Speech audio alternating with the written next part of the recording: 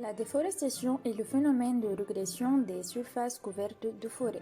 Elle résulte des actions de déboisement puis de défrichement, liées à l'extension des terres agricoles, à l'exploitation des ressources minières du sous-sol, à l'urbanisation.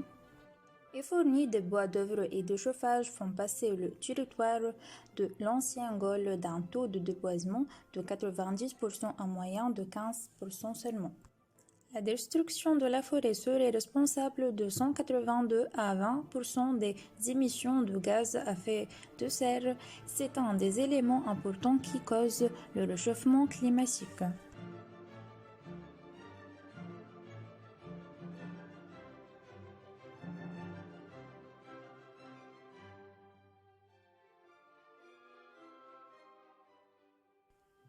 La désertification est un phénomène naturel ou non qui a pour origine des variations climatiques ou les conséquences d'activités humaines. Ce mot décrit une artification locale reflétant la dégradation des terres menant à des conditions biotiques.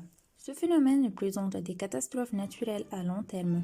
La désertification est amplifiée par le réchauffement de la planète et par l'extension des activités humaines telles que l'irrigation, l'industrialisation, le tourisme et le surpâturage.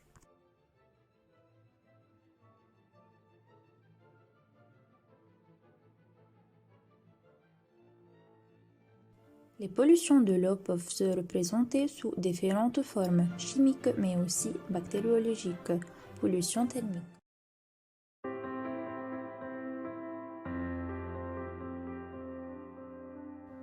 Conscient des dégâts causés par le rejet de ces déchets dans la nature, l'homme construit des stations d'épuration qui permettent de traiter les eaux usées après leur utilisation.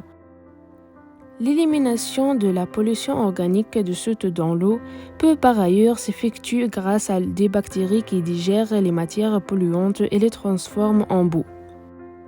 Un décanteur recueille les boues qui sont recyclées. On peut ainsi restituer une eau épurée à la nature.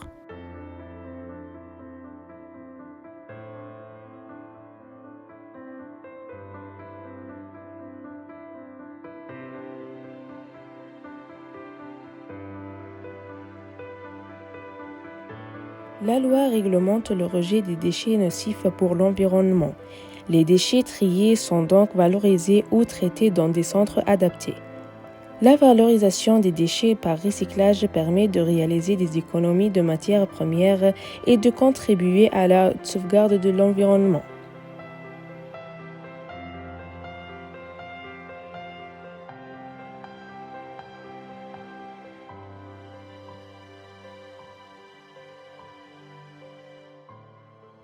Les forêts françaises ont subi d'importantes modifications dues à l'action de l'homme.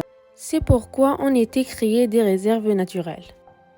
Ces territoires délimités sont réglementés en vue de la sauvegarde de l'ensemble des espèces animales et végétales qui y vivent. La chasse y est bien sûr interdite.